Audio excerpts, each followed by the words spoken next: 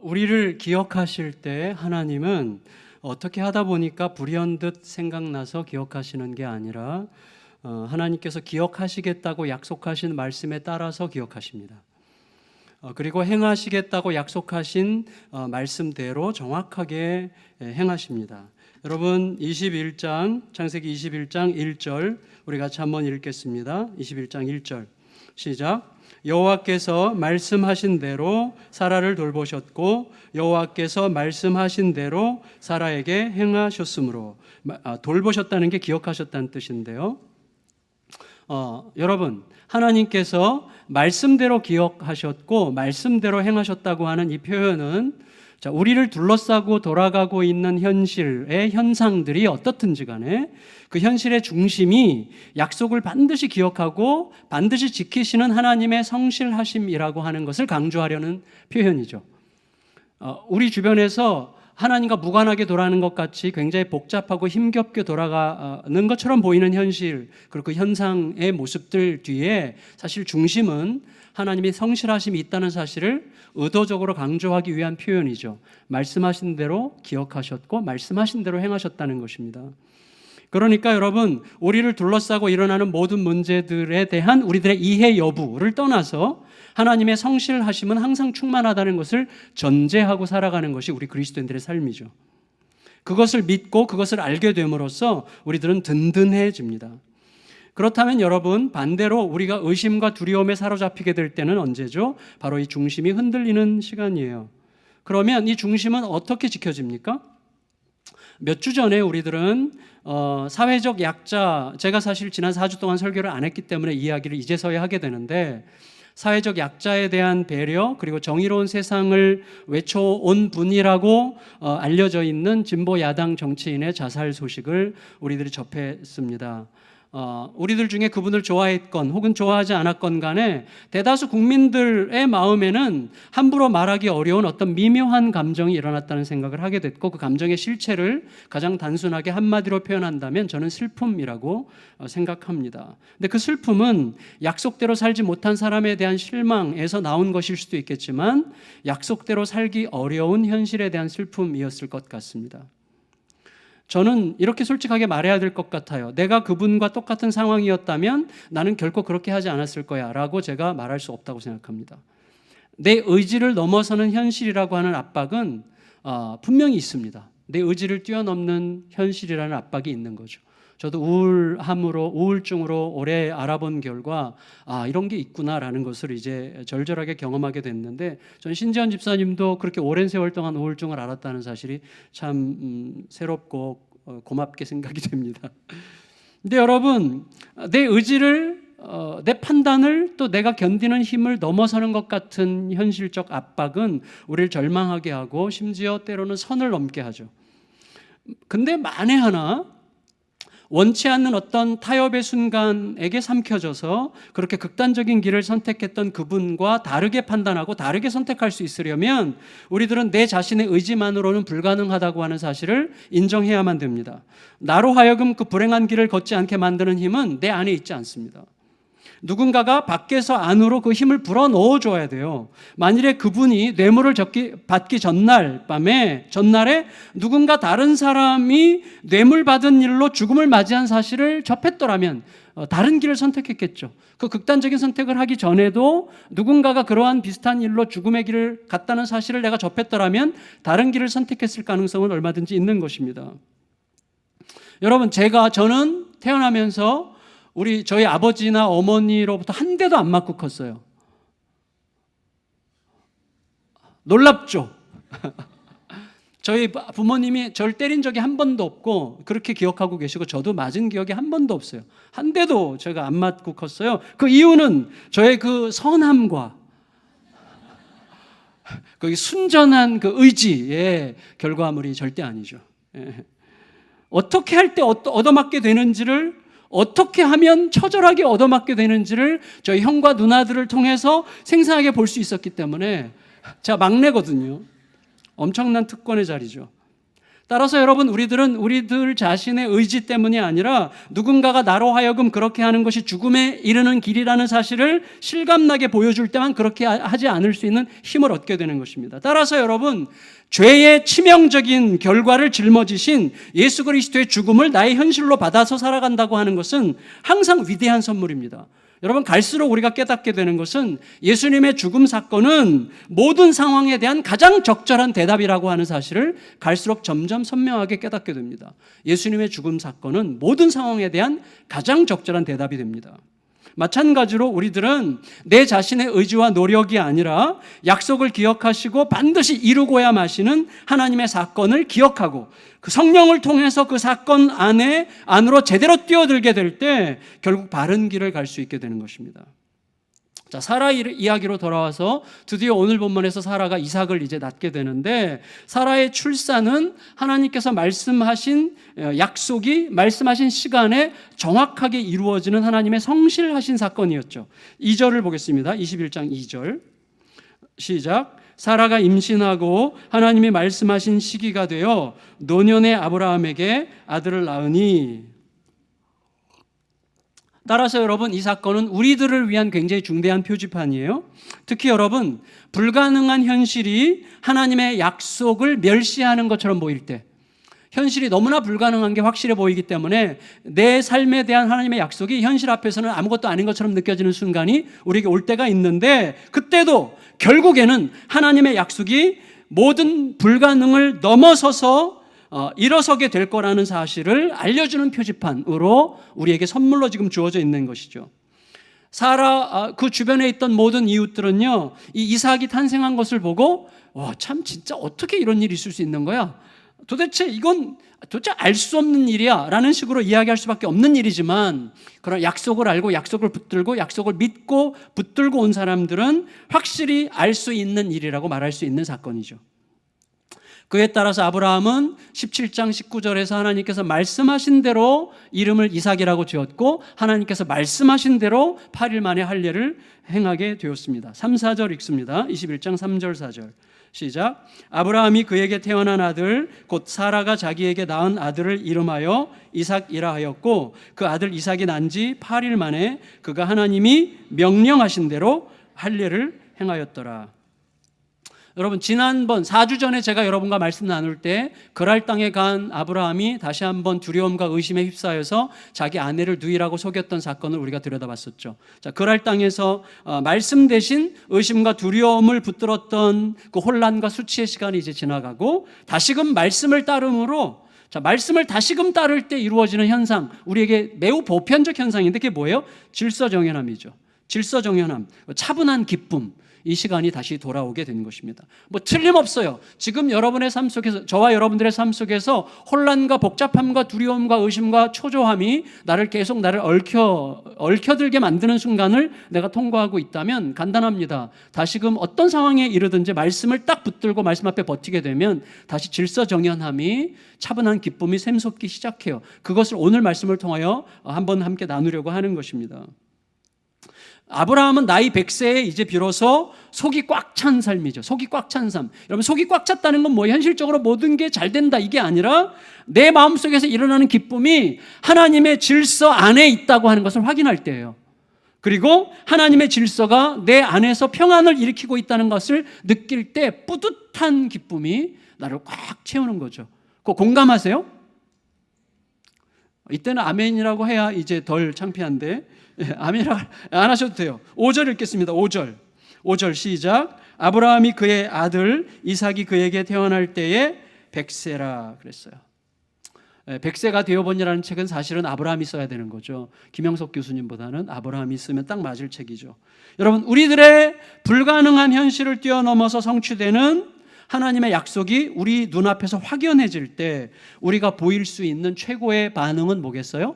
웃음이죠. 웃음. 사라가 웃습니다. 그런데 여러분, 우리의 웃음이 혼자 웃는 웃음이 아니라 함께 웃는 웃음이 되려면 어떻게 해야 되는 것이죠? 6절 7절 읽겠습니다. 6절 7절 시작. 사라가 이르되 하나님이 나를 웃게 하시니 듣는 자가 다 나와 함께 웃으리로다. 또 이르되 사라가 자식들을 젖먹이겠다고 누가 아브라함에게 말하였으리오마는 아브라함의 노경에 내가 아들을 낳았도다 하니라.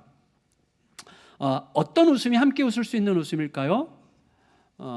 역시 말씀이죠. 무슨 말인가 하면 우리들은 유능한 존재의 탁월한 결과를 볼 때 감탄할 수 있습니다.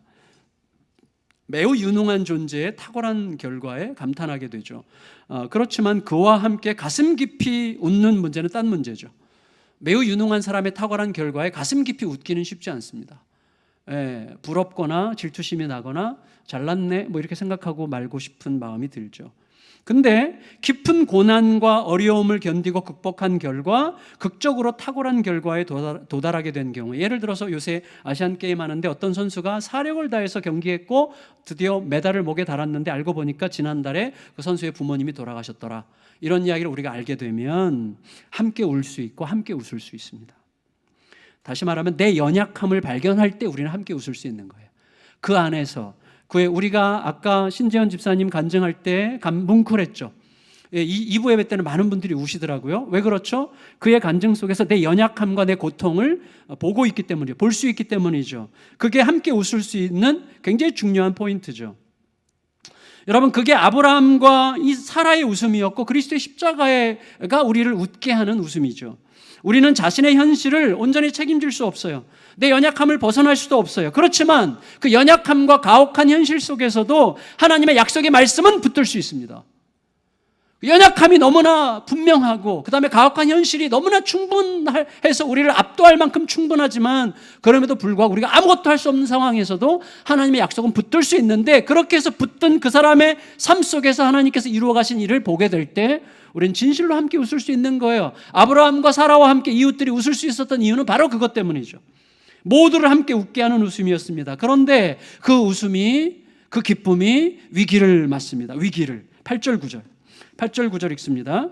시작. 나이가 자라매 젖을 떼고 이삭이 젖을 떼는 날에 아브라함이 큰 잔치를 베풀었더라. 사라가 본즉 아브라함의 아들 애굽 여인 하갈의 아들이 이삭을 놀리는지라. 자, 이제부터 이제 본문으로 좀 더 들어갔으면 좋겠는데, 자, 우리 나이로 치면 유네스코 지정 젖대는 시기 만 2살 뭐 이렇게 정했던데, 그것보다도 실제로 고대 근동 이 시대에 아이들이 보통 젖을 뗄 때가 서너 살이었다고 해요. 그럼 서너 살 이러면 이삭이 한 서너 살이라고 치면 이삭의 이복형 이스마엘은 10대 후반 청소년이죠. 그런데 이 이스마엘이 사라 입장에서 자기 눈에 넣어도 아프지 않을 아들 이삭을 갖고 노는 게 보였어요. 놀린다는 말은 같이 즐겁게 놀았다 이런 의미가 아니라 조롱하고 비웃는다는 뜻이기 때문에 지금 심각해지는 것인데, 왜냐하면 자, 이스마엘이 자기 이복 동생 이삭을 놀렸다고 할 때 그 놀렸다는 단어는 언제 쓰인 단어인가 하면 1년 전에 하나님께서 아브라함과 사라를 찾아오셔가지고 내년 이맘때 이 가정에 아들을 주겠다는 하나님의 말씀 뒤에서 비웃었던 사라의 그 비웃음과 똑같은 단어예요. 그러니까 미묘한 뉘앙스가 이 문맥에 들어있는 것입니다. 다시 말하면 이스마엘이 이삭을 놀릴 때 거기에는 의심과 비웃음이라고 하는 미묘한 뉘앙스가 있는 거예요. 이런 거죠. 에휴, 이 꼬맹이가 100살도 넘은 우리 아버지 아브라함의 후계자가 된다는 거야? 뭐 이런 식의 이제 조롱이 거기에 포함되어 있는 것입니다. 그리고 놀렸다는 그 말은 한번 우발적으로 그렇게 해봤다는 뜻이 아니라 지속적으로 계속 그런 태도를 보였다는 거예요. 그렇다면 그 행동에는 이스마엘 입장에서는 자기가 아브라함의 맏아들이죠. 그러니까 아브라함의 맏아들로서 자기 입지가 불안한 거죠. 시간이 가면 갈수록 불안하죠. 이 아이가 진짜 후계자니까. 그러니까 자기 입지를 불안해한 이 이스마엘의 위기의식이 담겨 있는 거죠.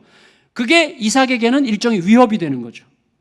그러니까 사라 입장에서는 이스마엘에게 이삭을 향한 적개심이 느껴졌겠죠. 그리고 그 안에서 위기감과 예민한 보호의식이 일어나면서 굉장히 흥분했겠죠. 따라서 사라는 하갈과 그 아들 이스마엘에 대한 극단적인 경계심을 표현할 수밖에 없었고, 그런 이스마엘을 방치하여 두는 것은 하나님의 약속을 존중하지 않는 거라는 사실을 부각시켜서 자기 남편을 지금 잡고 있습니다. 10절 읽습니다. 10절 시작. 그가 아브라함에게 이르되 이 여종과 그 아들을 내쫓으라. 이 종의 아들은 내 아들 이삭과 함께 기업을 얻지 못하리라 하므로. 자, 사라의 이 말은 하나님의 약속에 근거한 말이에요. 하나님께서 이스마엘에게는 기업이 없다고 말씀하셨죠. 이삭이 이 가정의 기업을 이어받을 거라고 말씀 분명히 하셨습니다. 그러니까 여러분, 저를 보세요. 사라는 어쩌면 자기 개인적 불안, 자기 개인적 분노를 그럴듯하게 포장하기 위해서 하나님의 약속을 거들먹거렸을 수도 있습니다. 우리가 보통 내가 옳은 이야기를 한다는 것을 주장하려고 할 때 사실은 내 개인적인 불안과 분노를 표현하는 것이지만 그것이 굉장히 객관적인 것처럼 말하기 위해서 하나님의 뜻을 갖다 붙이기도 하고 그리고 내가 굉장히 힘들어하는 것을 누군가에게 얘기할 때 전부 다 그렇게 생각해 이런 식으로 얘기하잖아요. 성도님들이 저에게 와서 목사님 우리 성도들이 전부 다 이거 불안해하는데 어떻게 해요? 라고 말할 때 몇 명한테 들었어요? 그러면 2명한테 들은 경우가 이제 많죠. 근데 저도 비슷하게 얘기할 때 많아요. 누군가의 불만 얘기할 때 많은 사람들이 당신 좀 이렇게 생각하는 것 같아요. 이렇게 말할 때가 있단 말이죠. 항상 그런 건 아니에요, 물론. 너무 의심하지 마시기 바랍니다. 그런데 여러분, 그런데 중요한 건 뭐냐면 사라의 의도가 어땠던 간에 그 말은 옳은 말이었어요.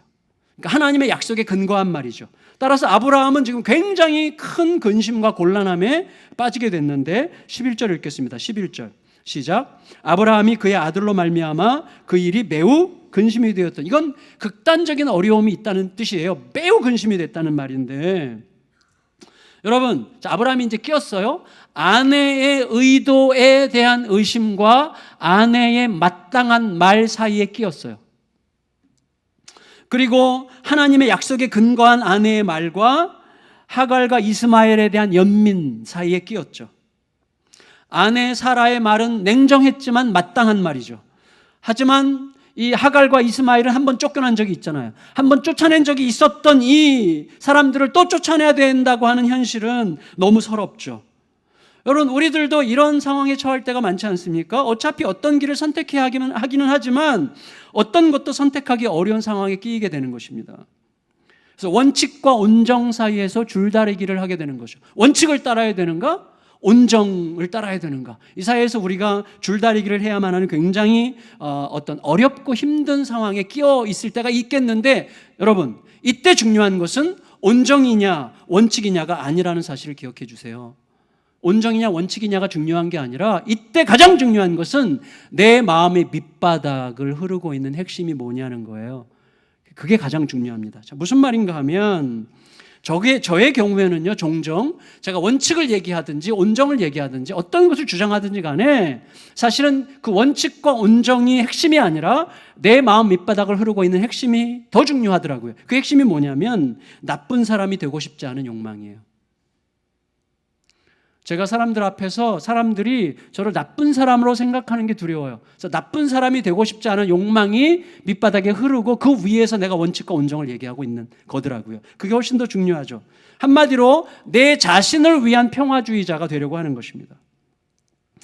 그때는 어떤 마음을 들게 되죠? 어떤 마음을 갖게 되죠? 이런 거죠. 사라에게는 좀 안타깝고 사라가 좀 하갈과 이스마엘 그 모자를 좀 그래도 힘들지만 좀 이렇게 품어주기를 정말 자꾸 바라게 되고 하갈 모자가 좀 하갈과 이스마엘이 좀 눈치껏 좀 사라 눈치 좀 제대로 살피기를 바래서 이렇게 어떻게 이렇게 해가지고 이렇게 좀 이렇게 편안하게 가야지라는 마음이 드는데 그 이유는 말은 그렇게 하지만 실제로는 내가 나쁜 사람 되고 싶지 않은 거예요. 내가 결정해서 누군가로부터 욕먹고 싶지 않은 자기중심적 평화주의자가 되려고 하는 열망 때문에 갈등에 빠지는 경우가 훨씬 더 많더라고요. 여러분, 하나님은 그런 근심을 바람직하다고 여기지 않으세요. 왜냐하면 그 근심은 하나님의 약속을 따르는 근심, 하나님의 약속을 따르기 위한 근심, 하나님께서 약속하셨기 때문에 하나님의 말씀이 그렇게 되기 때문에 내 감정, 내 느낌, 내 판단보다 이게 더 중요하기 때문에 따르려고 하는 그런 근심이 아니기 때문이죠. 하나님에 대한 신뢰로 응답하기 위한 근심이 아니기 때문이죠. 책임질 수 없는 존재가 스스로 책임지려고 하는 근심, 다시 말하면 의심과 두려움의 방식으로 작동하고 있는 근심이기 때문에 하나님께서 바람직하게 여기지 않는 것입니다. 우리들이 다 알듯이 고린도후서 7장 10절 말씀에 이런 말씀이 있죠. 같이 한번 읽어보겠습니다. 시작. 하나님의 뜻대로 하는 근심은 후회할 것이 없는 구원에 이르게 하는 회개를 이루는 것이요 세상 근심은 사망을 이루는 것이니라. 여러분, 우리가 근심할 때 근심을 할 수 있어요. 근데 근심의 실체가 뭔지, 그 근심을 붙들고 있는 내 마음이 밑바닥을 흐르는 핵심이 뭔지를 정말 면밀하게 들여다볼 수 있는 눈을 달라고 기도해야 됩니다. 하나님의 약속을 붙드는 근심은요, 잠시는 냉정해 보일 수 있어요. 잠시 혼란을 일으킬 수 있는 것처럼 보여요. 하지만 결국에는 하나님의 뜻을 따르는 것이기 때문에 우리 마음 중심을 든든하게 결국은 붙들어주게 됩니다. 옳은 길을 가셔야 돼요. 누구를 섭섭하게 할까 봐 너무나 두려워하지 마세요. 하나님께서 원하시는 게 뭔지를 생각해야 됩니다. 그리고 결국은 그 길을 가면 결국에는 모두에게 합당한 결과를 이루어내시는 하나님을 보게 됩니다. 따라서 하나님의 뜻은 하나님의 약속을 근거로 말하고 있는 사라의 말을 따르라는 거였어요. 아브라함에게 너의 마음의 근심을 따르지 말고, 너의 의심과 두려움의 생각을 따르지 말고 사라의 말을 따라. 사라의 의도가 어떻든 간에 그가 하는 말은 옳은 말이니까 그 말을 따르라는 게 하나님의 뜻이었어요. 자, 12절 읽습니다. 시작. 하나님이 아브라함에게 이르시되 내 아이나 내 여종으로 말미암아 근심하지 말고 사라가 내게 이른 말을 다 들으라. 이삭에게서 나는 자라야 내 씨라 부를 것임이니라. 따라서 이 말을 이런 식으로 풀 수 있겠죠. 너가 이 복잡 애매한 상황에서 어떤 욕망을 품을 수 있다면, 너가 어떤 욕망을 품어야만 한다면 좋은 사람으로 남고 싶은 욕망을 버리고 하나님의 약속을 따르는 자가 되려는 욕망을 품거라 라는 말씀으로 우리가 받아들일 수 있을 것 같습니다. 하나님께서는요, 아브라함이 자기 자신보다 하나님을 더 믿도록 하시기 위해서 이미 16장에서 하갈과 이스마엘에게 하셨던 약속을 다시 상기시켜 주세요. 13절 같이 읽습니다. 시작. 그러나 여종의 아들도 내 신이 내가 그로 한 민족을 이루게 하리라 하신지라. 여러분 보세요. 결국 이 혼란 속에, 근심 속에 어찌할 바를 모르고 있던 아브라함이 정돈이 딱 됐어요. 우리 모두에게 전 동일하다고 생각합니다. 복잡함 속에서 어찌할 바를 모르고 힘들어하던 아브라함이 극도로 불편한 감정을 접고 하나님의 약속을 붙들기로 결정하고 나니까 마음이 정돈됐어요. 그리고 이제 뭘 어떻게 해야 될지가 선명해졌어요. 그게 14절입니다. 14절 읽을까요? 시작. 아브라함이 아침에 일찍이 일어나 떡과 물 한 가죽 부대를 가져다가 하갈의 어깨에 메워주고 그 아이를 데리고 가게 하니 하갈이 나가서 브엘세바 광야에서 방황하더니. 성도 여러분, 자, 이게 되게 중요해요. 이제부터. 자, 이제 마무리인데 되게 중요한 부분입니다. 자, 여러분 그렇다면 생각하셔야 돼요. 뭘 생각해야 되냐면 아브라함은 부자였습니다. 그리고 아브라함은 인색한 사람이 아닙니다. 아브라함은 너그러운 사람이고 따뜻한 사람이고 대접하기를 좋아하는 사람이고 베풀기를 좋아하는 성향의 사람으로 우리가 알고 있어요. 맞아요. 따라서 아브라함이 하갈과 이스마엘 모자를 내보낸 뒤에 누군가를 그들에게 딸려보내거나 그들의 뒤를 밟게 해서 당분간 그들의 생계를 보장하도록 조치할 만큼 충분한 성정과 인격과 실력과 현실적 여건을 충분히 갖춘 사람이 아브라함이죠. 하지만 그렇게 하지 않았어요. 아브라함은 달랑 떡과 물 한 가죽 부대 15리터짜리라고 하는데 떡과 물 한 가죽 부대만 그들에게 메어서 나가게 했어요. 그것도 이른 아침 새벽 추운 시간에. 이유가 뭐였을까요? 여러분 어쩌면 아브라함이 지금 이렇게 하는 것보다는 그렇게 하지 않는 것이 훨씬 더 쉬웠을 것입니다. 그렇죠. 그러니까 아브라함에게는 아브라함의 성정상, 그가 가진 현실적인 여건상, 그리고 그들과 그동안 맺어왔던 관계, 아무리 누가 뭐라 그래도 내 아들 아니에요? 내 맏아들 아닙니까? 그 세월과 그 정을 생각할 때 하갈과 이스마엘 모자에게 넉넉히 채워서 보내는 것이 빈손으로 보내는 것보다 훨씬 더 쉬운 일이죠.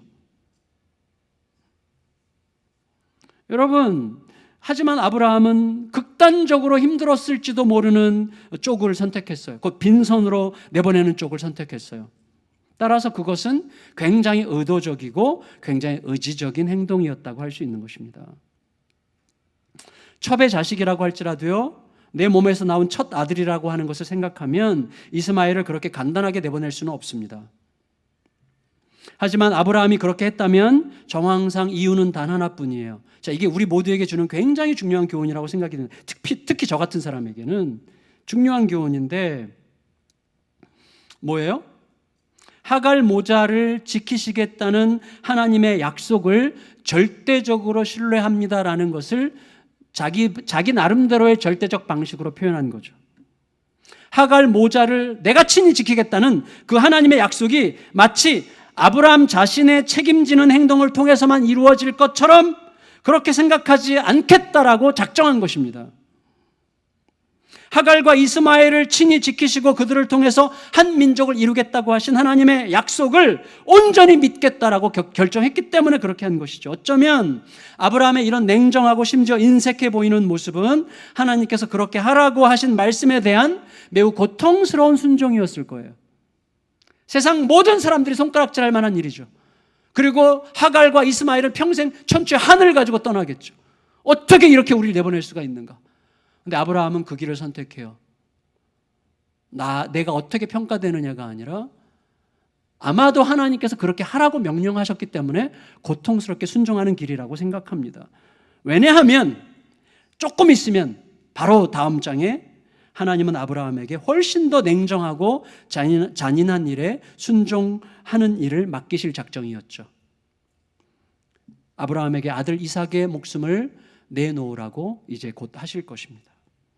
따라서 하나님께서는 지금 아브라함의 내면에서 하나님에 대한 절대적 신뢰, 하나님께 완전히 맡긴 자의 어떤 맡김의 어떤 은혜를 빚어가시기 위해서 미리미리 준비하게 하시고 계시는 것입니다. 그렇다면 아브라함의 이런 냉담해 보이고 인색해 보이는 이런 행동은 사실은 아브라함이 하나님과 굉장히 속 깊은 소통을 계속하고 있다는 매우 명백한 증거가 될 수 있는 것이죠. 물론 하나님과 소통도 없이 인색하기 때문에 이렇게 냉정해 보이는 사람들은 회개해야 되겠습니다. 그러면 안 되죠. 근데 여러분, 우리들의 삶에는, 결론적으로 우리들의 삶에는 어디까지가 내가 감당해야 될 책임인가를 고민해야 되는 일들이 적지 않습니다. 가장 손쉬운 예로 우리 아이들, 우리 자녀들. 저도 이제 하나가 남았는데 목사님이 지금 목사님의 막내딸과 이런 관계구나라고 예측하시지 마시기를 부탁드리면서 말씀드릴게요. 그냥 우리 모두를 보편적으로 대변해서 드리는 말씀인데, 아이 문자만 해도 뭐예요? 속이 부글부글 끓어오르는 상황에서 내가 지금 이 한마디라도 해야 되는 건지 아니면 그냥 내버려둬야 되는 건지, 내가 이 애를 데리고 살면서 조금씩이라도 고쳐가야 되는 건지 스스로 깨닫도록 내보내야 되는 건지, 이게 책임을 지는 건지 간섭하는 건지, 이게 무책임한 방치인지 믿음의 맡김인지 너무너무 헷갈려요. 너무너무 어려워요. 이 사이에 끼어 있어요. 항상 정말로 난감하고 헷갈리는 경우들이 너무나 많습니다. 여러분, 지난번에 제가 지나가듯 말씀드린 적이 있지만, 제가 결혼이 채 10년이 안 됐을 때 일본 유학을 마친 저희 큰누님이 어머니를 모시고 사는 저희 집에 이제 잠시 머물러야 되는 상황이 생겼는데, 그때 어떤 확연한 갈등 때문에 아내와 어머니 사이에 어색하고 이상한 기류가 막 흐를 때, 저는 평화주의자로서, 오직 이 평화주의자로서 화해를 이루고자 아내와 어머니를 앉혀놓고 대화하는 자리를 마련했고 최선을 다했고 결과는 참담했습니다. 여러분, 결국 제가 알게 된 것은 그 문제는 처음부터 그 타이밍에 그런 방식으로 해결할 수 없는 문제라는 사실을 나중에 알았어야만 했어요.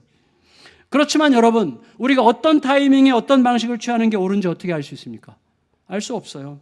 사람에 따라 상황에 따라 너무나 변수가 많은 거죠. 이 방법이 좋은 거야, 최선의 방법인 것 같다고 할지라도 그 방법을 수행하는 그 사람의 인격과 준비된 마음과 그 사람이 지금 어떤 상태에 있는지의 여부에 따라서 너무나 결과가 달라질 수 있기 때문에 함부로 말할 수 없는 거예요. 그럼 어떻게 해야 된다는 것입니까? 급하게 제가 결론부터 말씀드리면, 하나님께 끝없이 귀 기울여 정직하게 대답하는 삶이 아니면 불가능해요. 이게 사실은 제가 이제 10월 달에 출간되는 책, 저는 우리 안식월 때 쓴 책인데 그 주제예요, 주제. 우리 교회 이야기지만 주제가 그렇게 되는데, 여러분, 말씀을 들으려면, 그럼 먼저 하나님께 귀 기울여야 되는데, 말씀을 들으려면 어떻게 해야 된다고요? 내 전제를 내려놓아야 됩니다. 어떤 경우에도 하나님의 말씀을 따르겠다는 마음이 가득해야 돼요. 저는 그것을 죽음이라고 생각합니다. 죽음. 그게 죽는 거예요. 내가 죽는 순간이죠. 나의 어떤 의도와 기대도 다 내려놓는 시간이죠. 그래서 그 시간은요, 내가 듣는 시간이 아니라 내 안에 계신 예수님이 하나님으로부터 들으시는 것을 듣는 시간이에요. 내가 듣고자 하면요, 나는 내가 듣고자 하는 프레임을 따라서 들으려고 하기 때문에 왜곡시켜요. 항상 안 들려요. 못 들어요. 잘못 듣고 내가 왜곡시키기 마련입니다. 내 안에 계신 예수님께서 들으시는 것을 들으려고 해야 돼요. 그게 들리는 거죠. 그때 적지 않은 경우에 몸부림 속에서 들리는 하나님의 말씀은 놀랍게도 이미 오래전부터 해오셨던 바로 그 말씀이에요. 그렇게 되면 어떻게 되죠? 누가 내 무책임함을 질타하든 내 냉정함을 지적하든 그냥 그 길을 가면 돼요. 잠시 욕먹으면 되는 거죠. 최악의 경우에는 말씀을 따른 결과가 내가 기대했던 것과는 영 다를 수도 있습니다. 하지만 내 욕망과 주장을 따른 게 아니라 하나님의 말씀을 따른 것이기 때문에 내 마음은 여전히 지켜져요. 그리고 지켜지는 그 마음을 통해서 하나님과 지속적으로 소통할 수 있는 여백이 생겨요. 그에 따라서 궁극적으로 하나님께서 오르셨고 그에 마땅한 합당한 열매를 얻게 되었다는 사실을 깨닫게 됩니다. 저는 앞으로 저나 우리 모든 성도들이 예수양람교회가 그런 길을 끝없이 하나님 앞에 귀를 기울일 수밖에 없는, 이미 만들어진 시스템, 우리 이렇게 해왔으라고 하는 우리들의 전통, 우리들이 추구하는 가치, 그게 아니라 하나님이 지금 우리에게 원하시는 바에 항상 열려있는 태도로, 하나님께 언제든지 순종할 수 있는 태도로 계속해서 진행해 가서 하나님이 하나님의 이야기를 친히 써가시는 교회가 될 수 있기를 진심으로 소원합니다. 이런 말씀을 정리하면요, 아브라함의 경우를 생각해 보세요. 아브라함은요, 순종함으로써 냉정하고 인색한 사람이 됐습니다. 하나님께 순종함으로써 냉정한 사람이 됐고 인색한 사람이 됐어요. 하지만 궁극적으로 우리들 가슴에 남는 아브라함은 어떤 아브라함이죠? 냉정하고 차갑고 심지어 인색하기 그지없는 사람이 아니죠. 우리 마음에 남은 아브라함은 믿음으로 순종한 아브라함이죠. 그리고 결국 하나님께서 가게 하신 그 길이 가장 옳은 길이었음이 입증되죠. 하나님은 하갈과 이스마엘을 지키셨고 먹이셨고 그들을 통하여 한 큰 민족을 결국은 이루셨습니다. 다시 말하면 이거예요. 여러분, 그들에게는 하나님과 그들 사이의 스토리가 있는 거예요. 저희 딸에게는 저희 딸과 하나님 사이의 스토리가 있는 거예요. 그 스토리가 나에 의해서만 어떻게 될 거라고 생각하지 말아야 됩니다. 그게 너무나 중요한 거예요. 그게 너무나 중요해요. 여러분, 내가 그 스토리까지 책임질 수 없고 또 책임지려고 하지도 말아야 됩니다. 그런데 결국 아브라함을 그렇게 끌어간 말씀은 처음부터 주셨던 그 말씀인 거예요. 여러분, 그래서 이미 주셨던 말씀을 상기하는 게 중요하고 그래서 계속해서 내 안에서 새롭게 하는 것이 너무너무 중요합니다. 하나님은 현재 나를 둘러싸고 있는 상황에 대한 나의 불안과 의심과 두려움보다 이미 주셨던 그 말씀이 훨씬 더 강하게 나를 끌고 가야 된다고 하는 사실을 우리 모두에게 오늘 이 사건을 통하여 다시 한번 확증시켜주고 계시는 것입니다. 말씀을 마칠게요. 저는 제 아이를 끝까지 책임질 것입니다. 비웃었어요? 끝까지 책임질 것입니다. 하지만 제가 궁극적으로 그 아이를 책임질 수 없다는 사실을 알고 내가 책임지지 않으려고 할 때 진실로 책임 있게 된다는 하나님의 진실을 배우려고 몸부림하고 있는 중입니다. 내가 책임지려고 하면 내 가치, 내 프레임을 계속 주입시키려고 몸부림할 뿐이에요. 내가 책임지려고 하지 않음을 통해서 가장 책임 있게 하나님께 맡길 수 있는 진실을 배워야 돼요, 우리가. 여러분, 저는 우리 아이를 믿지 않습니다. 단지 사랑하려고 애쓸 뿐이죠. 하지만 우리 아이에 대한 하나님의 섭리와 이끄심을 믿습니다. 아이는 우리 아이뿐만 아니라 우리들의 삶의 모든 결과, 삶의 열매들, 이 교회가 앞으로 나아갈 미래가 우리들의 아이죠. 하나님과 우리 아이 사이의 스토리를 충분히 존중하세요. 내가 아니면 안 될 것 같은 건 없습니다. 하나님이 하나님의 일을 하실 것입니다. 예수께서 이미 그 아이를 위해 하실 모든 일을 이미 행하셨다는 사실을 의심하지 않아야 됩니다. 우리 아이를 위해서, 우리 아이로 상징되는 우리 삶의 모든 열매를 위해서 진실로 깊고 순전하게 기도했을 때 주셨던 그 약속, 내가 할 거야, 내가 책임져, 나에게 맡겨라고 하니 단순한 약속을 다시 오늘 새롭게 일으켜야 돼요. 내가 지키는 게 아니라 하나님이 지키신다는 사실을 실제로 믿으려고 하는 게 중요합니다. 아직 결론이 나지 않았어요. 언제 어떻게 될지 모르겠어요. 하나님은 하나님의 일을 하실 것을 믿으셔야 됩니다. 결국에는 그 믿음이 현실을 끌고 갈 것을 믿게 하실 주님을 찬양하고 그 믿음이 주님께서 우리에게 승리였다고 말하시는 그 순간을 우리 모두가 기쁨으로 맞이하게 되기를 예수님의 이름으로 축원합니다. 축원합니다.